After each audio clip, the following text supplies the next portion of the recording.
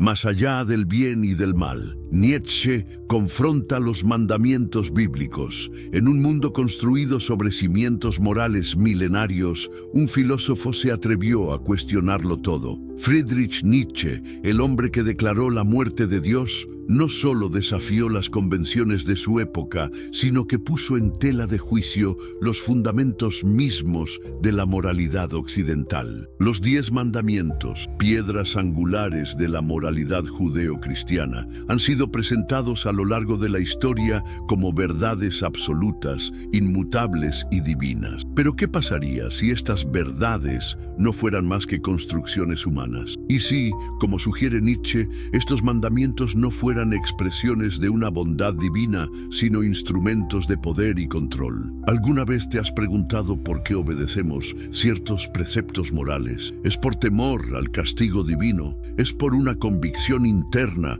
de lo que está bien y mal? O quizás sea porque hemos interiorizado valores que sirven a intereses ajenos a nuestro florecimiento como individuos. Hoy nos sumergiremos en las profundidades del pensamiento nietzscheano para confrontar, uno a uno, los mandamientos que han moldeado la conciencia occidental durante milenios. Prepárate para un viaje filosófico más allá del bien y del mal, donde ninguna verdad es demasiado sagrada para ser cuestionada, ningún valor demasiado antiguo para ser reexaminado. La genealogía de la moral y los mandamientos. ¿De dónde surgen nuestros valores? ¿Nacen de una visión clara y desinteresada del bien y del mal? ¿O son el producto de complejas relaciones de poder y circunstancias históricas específicas? Estas son las preguntas fundamentales que Nietzsche nos invita a considerar cuando exploramos la genealogía de la moral. En su obra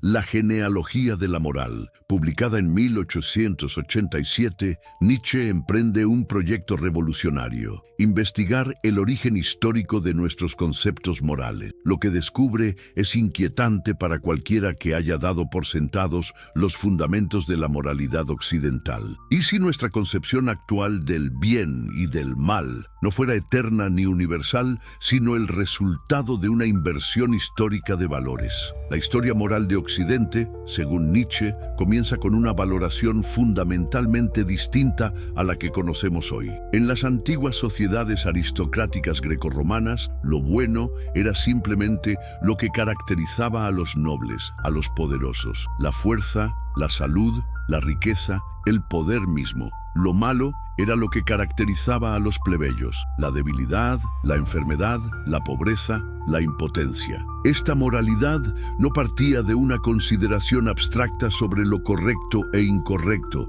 sino de la autoafirmación de los poderosos que veían sus propias características como valiosas. No resulta lógico que quienes definen los valores tiendan a valorar lo que ellos mismos son y poseen. Sin embargo, según el filósofo alemán, ocurrió un acontecimiento histórico sin precedentes: la rebelión de los esclavos en la moral. Esta rebelión, iniciada por los sacerdotes judíos y continuada por el cristianismo primitivo, invirtió completamente la valoración anterior. Ahora, los valores de los débiles, la humildad, la obediencia, la compasión, la resignación, se transformaban en virtudes, mientras que los valores de los fuertes, el orgullo, la ambición, la autoafirmación, se convertían en vicios. ¿Cómo lograron los débiles imponer sus valores a los fuertes? Mediante lo que Nietzsche llama el genio del resentimiento. Incapaces de expresar directamente su voluntad de poder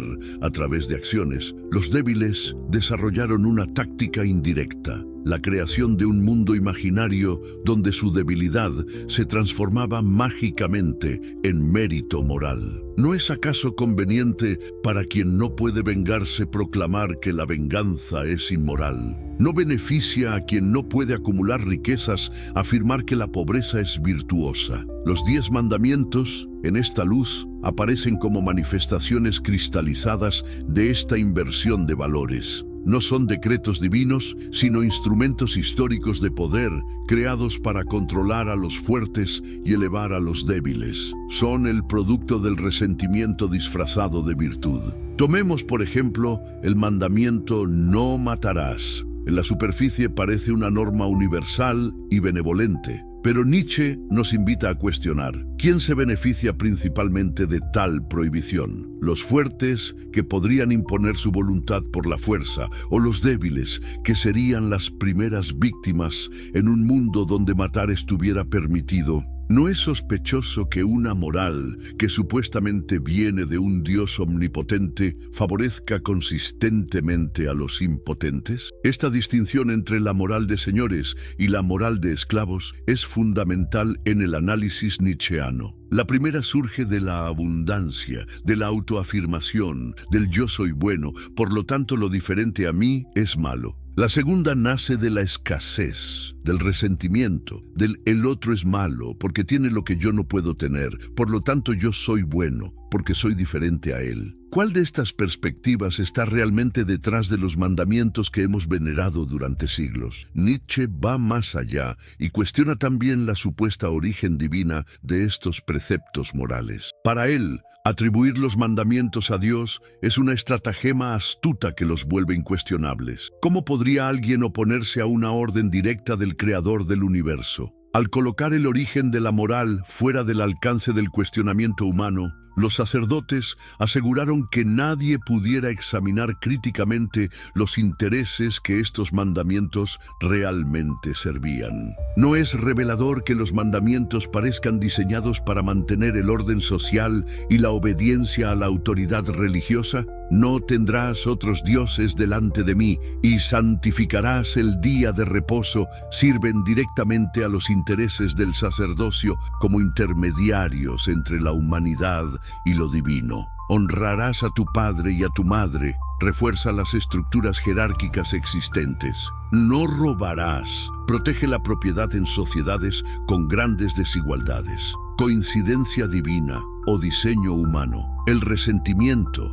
ese sentimiento de hostilidad impotente, esa incapacidad de olvidar o superar ofensas pasadas, es para Nietzsche la fuente psicológica de la moralidad judeo-cristiana. Los débiles, incapaces de vengarse directamente de los fuertes, crearon un sistema moral en el que la debilidad se transfiguraba en mérito y la fuerza en culpa. ¿Has notado cómo muchas religiones transforman el sufrimiento en virtud? ¿No es esto precisamente lo que Nietzsche identifica como la táctica del resentimiento? Los mandamientos, vistos a través de la lente nietzscheana, no serían expresiones de una sabiduría divina, sino manifestaciones de un resentimiento histórico específico, de una voluntad de poder que, incapaz de expresarse directamente, se expresa indirectamente a través de la moral. Son demasiado humanos en su origen y en sus intereses. ¿Qué implica esta visión para nosotros hoy? Si Nietzsche está en lo cierto, la moral que hemos heredado no es un conjunto de verdades eternas, sino el producto de circunstancias históricas específicas y de relaciones de poder concretas. Esto no significa necesariamente que debamos abandonar toda moralidad, pero sí que deberíamos examinar críticamente los valores que hemos dado por sentados. ¿A quién sirven realmente los valores que abrazamos? ¿Promueven la vida y su florecimiento o son instrumentos de control y limitación? No tendrás otros dioses. Monoteísmo y voluntad de poder. No tendrás otros dioses delante de mí. Con estas palabras inicia el decálogo entregado a Moisés en el monte Sinaí, según la tradición judeo-cristiana. Un mandamiento que ha modelado profundamente la conciencia occidental, estableciendo no solo una relación religiosa específica, sino una cierta forma de entender la verdad misma. Pero, ¿qué significado tiene este mandamiento bajo la mirada crítica de Nietzsche? ¿Qué revela sobre la voluntad de verdad que ha dominado el pensamiento occidental? Para Nietzsche, el primer mandamiento representa la expresión más clara de lo que él denomina la tiranía del monoteísmo. A diferencia del politeísmo de las antiguas religiones greco-romanas que permitían una pluralidad de deidades y, por tanto, de perspectivas sobre lo divino, el monoteísmo judeo-cristiano impone una visión única y absoluta. ¿No resulta significativo que la primera orden de este Dios sea precisamente la eliminación de cualquier alternativa a su autoridad? El filósofo alemán ve en este mandamiento mucho más que una simple regla religiosa. Identifica el germen de una voluntad de verdad obsesiva que ha caracterizado a toda la tradición occidental posterior. Esta voluntad no se conforma con tener una perspectiva entre muchas, sino que insiste en poseer la única verdad posible, eliminando todas las demás como falsas o heréticas. ¿No es acaso esta misma actitud la que luego heredarían tanto la teología dogmática como las formas más rígidas de ciencia y filosofía? En Más allá del bien y del mal, Nietzsche escribe: la creencia en un solo Dios ya implica la existencia de un solo tipo de hombre. Esta observación penetrante sugiere que el monoteísmo no es solo una forma de concebir lo divino, sino también una manera de imponer uniformidad en el pensamiento y la conducta humana. ¿Cuántas voces diversas han sido silenciadas a lo largo de la historia en nombre de esta uniformidad? ¿Cuántas perspectivas alternativas han sido condenadas como heréticas o blasfemas? La famosa declaración nietzscheana de que Dios ha muerto tiene implicaciones profundas para la autoridad del primer mandamiento, si ya no existe una autoridad divina suprema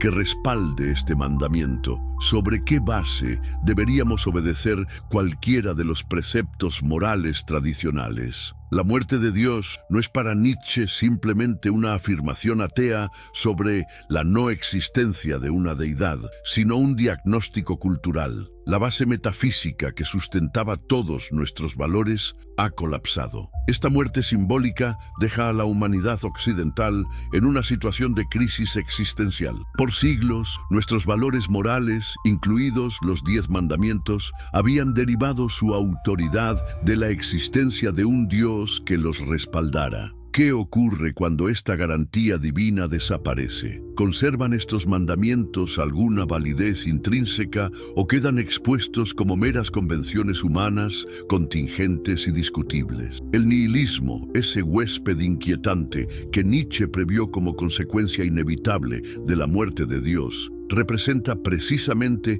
esta crisis de valores. Si Dios ha muerto, no mueren con él todos los valores que derivaban su autoridad de lo divino. ¿Y no es esto lo que estamos experimentando en la modernidad?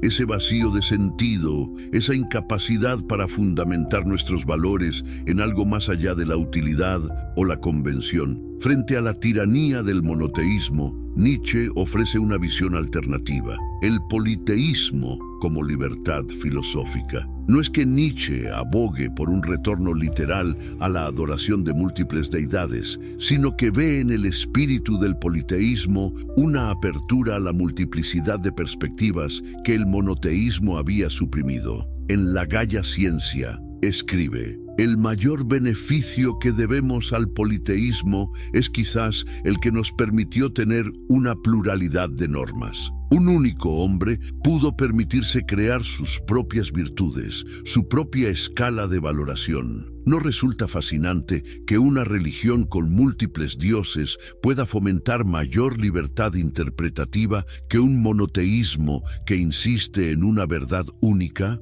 El politeísmo, con sus deidades diversas y a veces contradictorias, permitía un juego de perspectivas, una riqueza de posibilidades morales y existenciales que el primer mandamiento explícitamente prohíbe. En lugar de «no tendrás otros dioses delante de mí», el espíritu politeísta nos invitaría a explorar diferentes concepciones de lo divino, diferentes formas de dar sentido a la existencia. El concepto nietzscheano del Übermensch, o superhombre, surge precisamente como una alternativa al monoteísmo y a la moral que deriva de él. En lugar de adorar a un Dios externo y obedecer sus mandamientos, el ser humano debería superar sus limitaciones actuales y crear sus propios valores. Yo os enseño el superhombre, dice Zaratustra. El hombre es algo que debe ser superado. ¿Qué significa realmente superar al hombre? No se trata, como a veces se ha malinterpretado,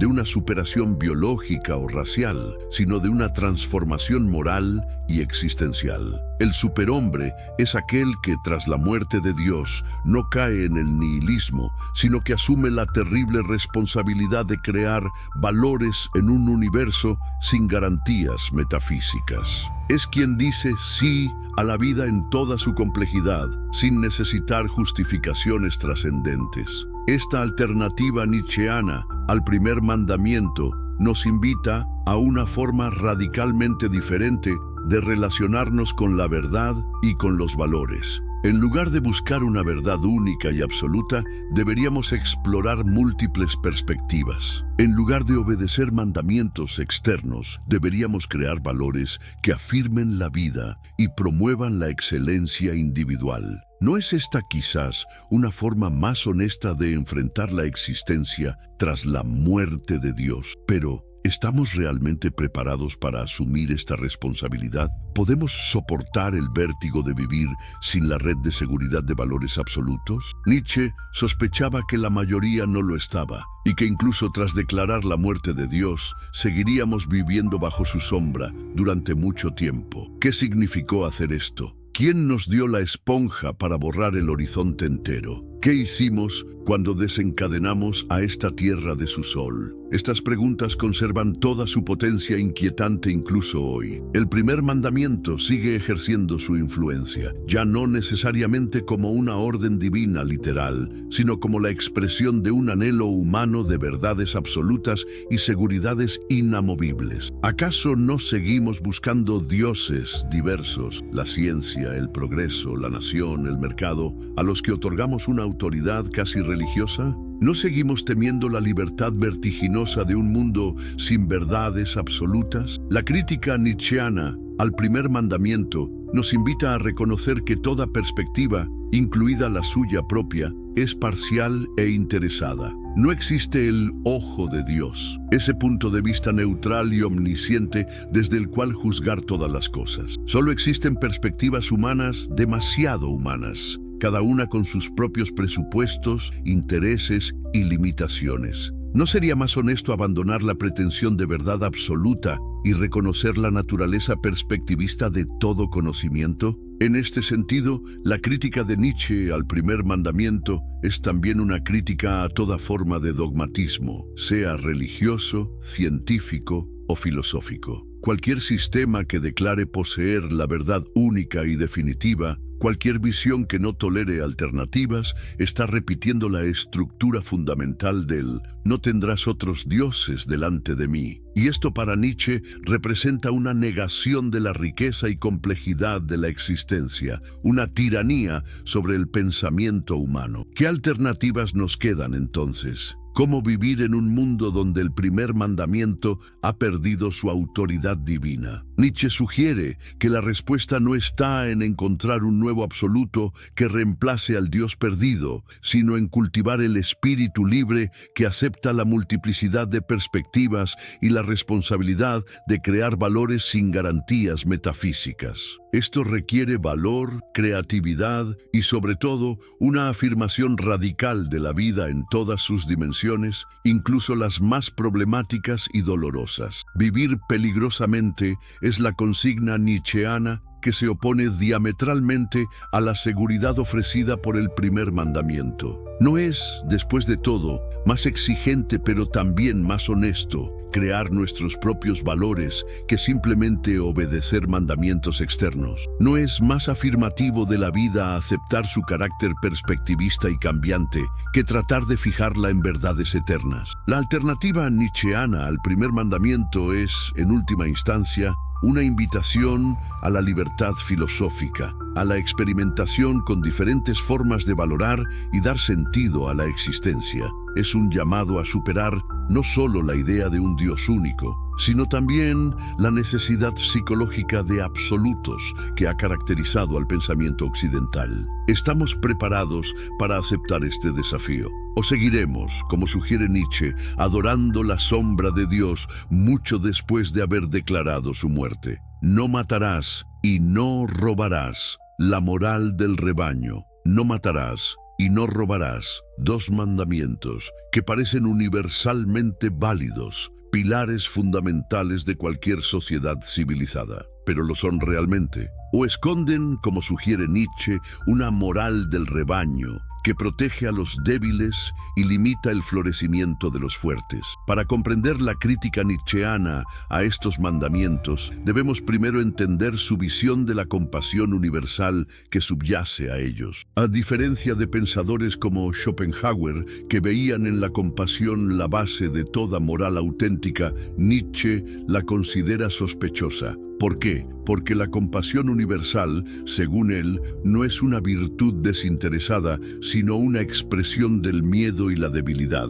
No es conveniente para los débiles promover una moral que prohíba a los fuertes ejercer su poder. En El Anticristo, Nietzsche escribe: la compasión se opone a las emociones tónicas que elevan la energía del sentimiento vital. Produce un efecto depresivo. Uno pierde fuerza cuando compadece. Esta observación desafiante nos invita a preguntarnos: ¿sirve realmente la compasión universal a la vida o simplemente permite la supervivencia de quienes, en otras circunstancias, no sobrevivirían? Los mandamientos "no matarás" y "no robarás" presuponen una igualdad moral entre todos los seres humanos que Nietzsche cuestiona radicalmente. Para él, esta supuesta igualdad no es un hecho natural, sino una construcción ideológica que sirve a intereses específicos. ¿De dónde surge la idea de que todas las vidas tienen igual valor? ¿No es esta una perspectiva conveniente para quienes no podrían defender su valor por otros medios? En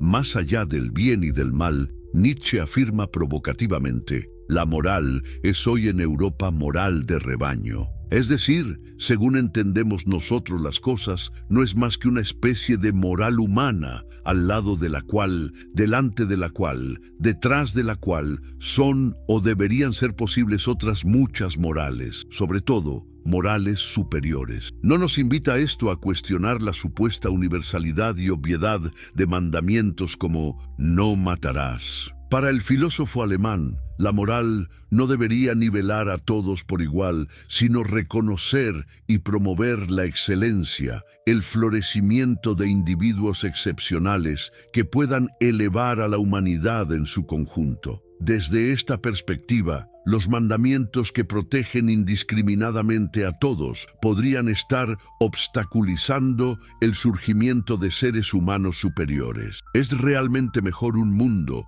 donde todos sobreviven mediocremente que uno donde algunos alcanzan cumbres extraordinarias de existencia? Esta crítica se extiende también a la noción moderna de derechos universales, que para Nietzsche es heredera secularizada de los mandamientos bíblicos. La idea de que todos los seres humanos poseen, por el simple hecho de existir, derechos inalienables a la vida y a la propiedad, le parece una ficción metafísica sin fundamento natural. ¿De dónde surgirían estos derechos en un universo sin diseño divino? No son simplemente construcciones sociales que sirven a determinados intereses. En la genealogía de la moral, Nietzsche sugiere que conceptos como derecho y deber tienen orígenes mucho menos nobles de lo que solemos pensar. Los sentimientos morales proceden de estos sentimientos que se han formado dentro de las antiguas comunidades: gratitud, venganza, envidia, piedad,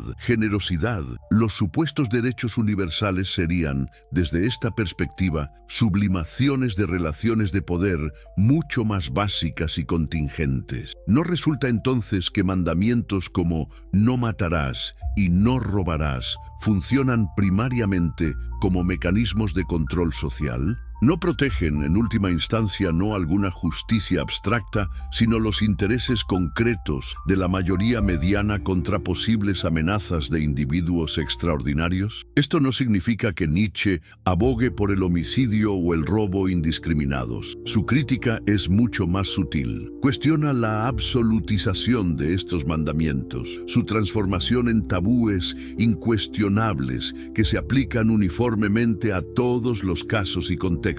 No hay situaciones en las que matar podría ser justificable, incluso necesario. No hay circunstancias en las que apropiarse de lo ajeno podría servir a un bien mayor. La historia misma está llena de ejemplos que parecen contradecir la supuesta universalidad de estos mandamientos. Guerras consideradas justas, ejecuciones de criminales, expropiaciones por el bien común. ¿No demuestran estas excepciones que los mandamientos nunca han sido realmente absolutos, sino flexibles según las necesidades e intereses de quienes detentan el poder de interpretarlos? Lo que Nietzsche propone no es un todo vale amoral, sino una evaluación más honesta y matizada de las acciones humanas, que no las juzgue según reglas absolutas heredadas de tradiciones religiosas, sino según su contribución al florecimiento de la vida y la cultura. No es más sofisticado juzgar una acción por sus consecuencias reales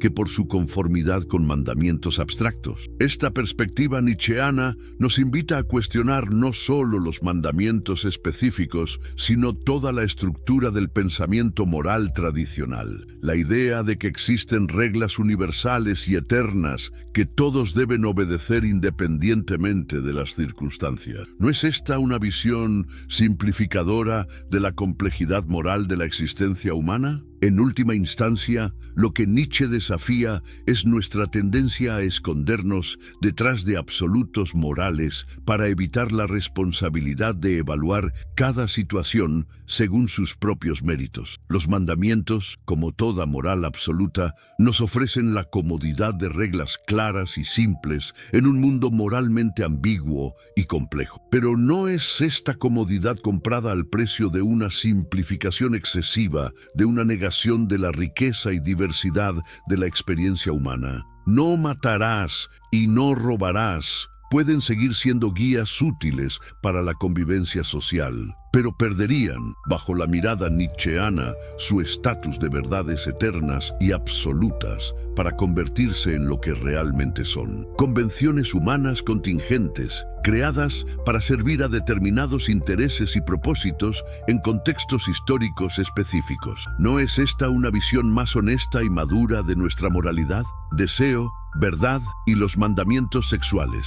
No cometerás adulterio y no codiciarás la mujer de tu prójimo. Estos mandamientos, que regulan la sexualidad y el deseo, ocupan un lugar central en el decálogo bíblico, pero que revelan, bajo la mirada penetrante de Nietzsche, sobre la actitud del judeo-cristianismo hacia el cuerpo y sus deseos. ¿Y qué alternativa ofrece el filósofo alemán a esta moral sexual tradicional? Para Nietzsche, uno de los aspectos más problemáticos de la tradición judeo-cristiana es precisamente su hostilidad hacia el cuerpo y sus deseos. En Así habló Zaratustra, escribe con ironía mordaz: yo os conjuro, hermanos míos, permaneced fieles a la tierra y no creáis a quienes os hablan de esperanzas ultraterrenas. Son envenenadores, lo sepan o no. ¿No es esta una crítica directa a la desvalorización religiosa del mundo físico, incluido el cuerpo humano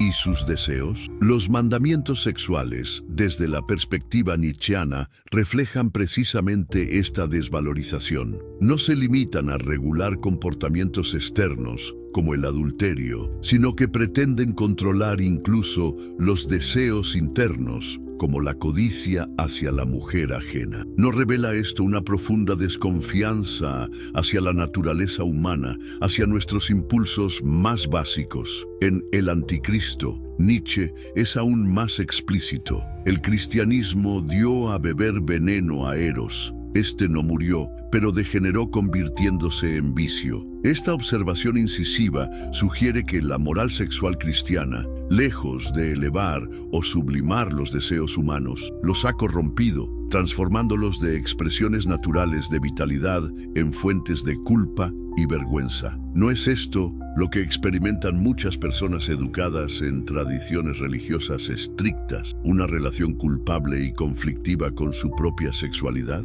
El ideal ascético que Nietzsche identifica detrás de los mandamientos sexuales representa para él una voluntad de nada, una negación de la vitalidad y de los instintos naturales que son la base misma de la vida. En La genealogía de la moral analiza extensamente este ideal. El ideal ascético nace del instinto de protección y de salud de una vida que degenera, la cual trata de conservarse por todos los medios y lucha por conservarse. ¿No sugiere esto que la moral sexual restrictiva surge no de una visión elevada de la humanidad, sino de un profundo temor a la vida misma? Es revelador que los mandamientos sexuales no solo prohíban actos específicos, sino también deseos internos. No codiciarás. Va más allá de regular el comportamiento externo para pretender controlar el mundo interior de los pensamientos y las fantasías. ¿No es esta una intrusión excesiva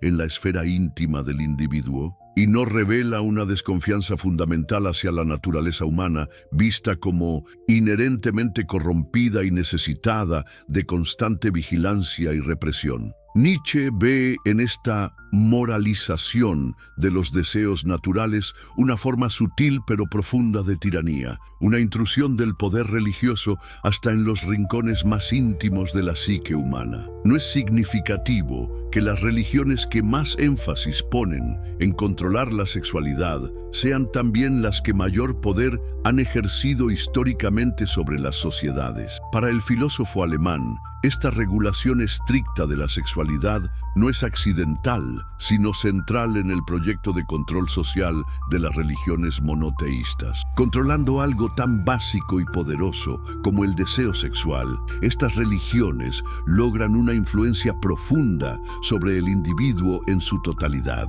¿No has notado cómo las transgresiones sexuales suelen provocar mayor escándalo y condena que incluso actos de violencia o injusticia económica?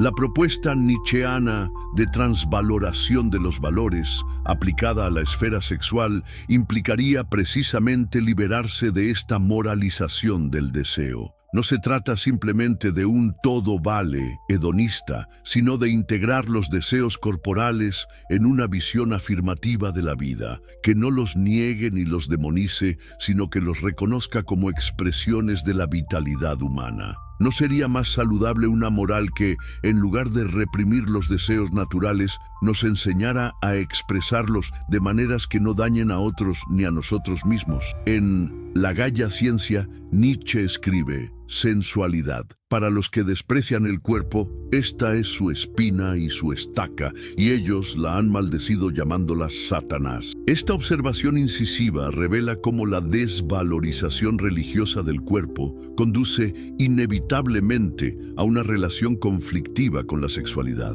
¿No es más honesto reconocer la sensualidad como parte integral de la experiencia humana que intentar negarla o demonizarla? La crítica nietzscheana a los mandamientos sexuales nos invita a cuestionar no solo prohibiciones específicas como el adulterio, sino toda la estructura de pensamiento que ve en los deseos corporales algo inherentemente problemático o pecaminoso. No es posible una moral sexual que, en lugar de partir de la desconfianza y la represión, parta del respeto a la autonomía y el consentimiento. Esto no significa que Nietzsche proponga una sexualidad sin límites ni consideraciones éticas. Lo que cuestiona es la base misma de esos límites. Deberían derivar de supuestos mandatos divinos que ven el cuerpo como algo potencialmente corrupto, o de consideraciones humanas sobre el bienestar y la autonomía de los individuos involucrados. En un mundo posreligioso, una moral sexual nietzscheana no buscaría regular el deseo en sí mismo, sino solo sus expresiones que dañan a otros. No codiciarás perdería sentido, mientras que no cometerás adulterio podría transformarse en un principio más matizado sobre la honestidad y el respeto en las relaciones. ¿No sería esta una base más realista y humana para la ética sexual que los mandamientos tradicionales? El desafío que nos plantea Nietzsche es profundo. Podemos desarrollar una relación con nuestra sexualidad que no esté mediada por la culpa religiosa ni por la comercialización contemporánea del deseo. Podemos integrar nuestros impulsos sexuales en una vida plena y significativa sin negarlos ni ser dominados por ellos. Esta transvaloración de los valores sexuales representaría no un retorno a algún estado premoral imaginario, sino un avance hacia una comprensión más sofisticada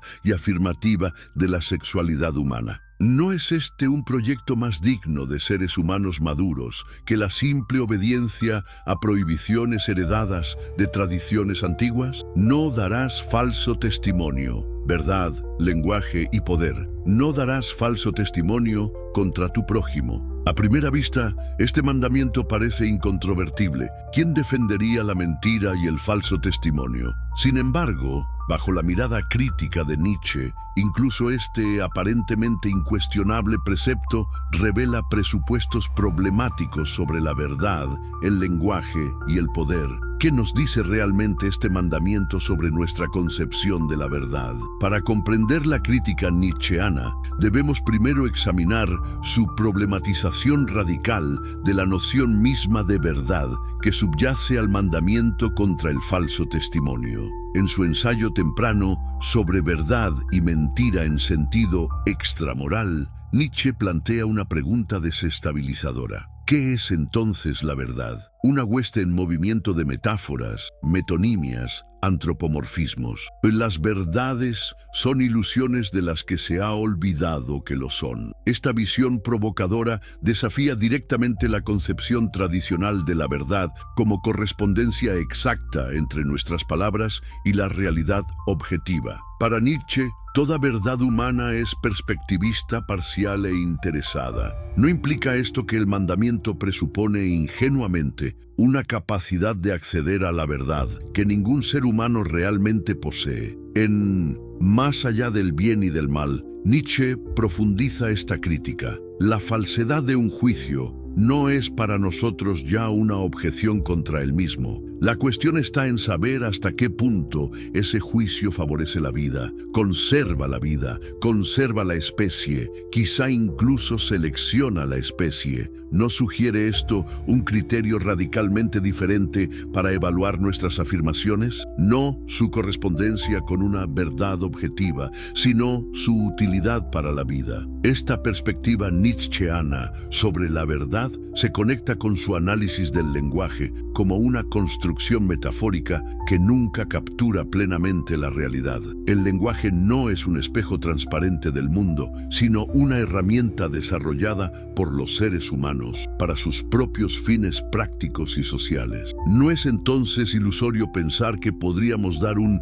testimonio verdadero en un sentido absoluto cuando todo lenguaje es ya una interpretación, una simplificación, una metáfora? En Humano, demasiado humano, Nietzsche observa: en el lenguaje se encierra una mitología filosófica que vuelve a brotar a cada instante, por cauto que uno sea. Nuestras palabras, cargadas de presupuestos metafísicos, nunca son neutrales o puramente descriptivas. ¿No es entonces problemático un mandamiento que parece presuponer la posibilidad de un lenguaje puramente objetivo? Más provocativamente aún, Nietzsche cuestiona la valoración moral negativa de la mentira en todas las circunstancias. En La Gaia Ciencia pregunta: ¿por qué no preferir lo no verdadero? Y la incertidumbre y aún la ignorancia. Esta pregunta desafiante nos invita a considerar: hay situaciones en las que la mentira podría ser más valiosa, más afirmativa de la vida que una verdad destructiva. La valorización nietzscheana de la mentira, cuando está al servicio de la creación, y el arte, representa un desafío frontal al mandamiento contra el falso testimonio. Para Nietzsche, el artista que crea ficciones, el poeta que inventa metáforas, están comprometidos en una actividad que técnicamente viola el mandamiento, pero que podría ser mucho más valiosa para la cultura humana que muchas verdades estériles. No es significativo que las grandes obras de arte, aunque técnicamente falsas, nos revelen a menudo verdades más profundas sobre la condición humana que muchos hechos verificables. En El nacimiento de la tragedia, Nietzsche sugiere que el arte, esa mentira deliberada, es precisamente lo que hace soportable la existencia. Solo como fenómeno estético están eternamente justificados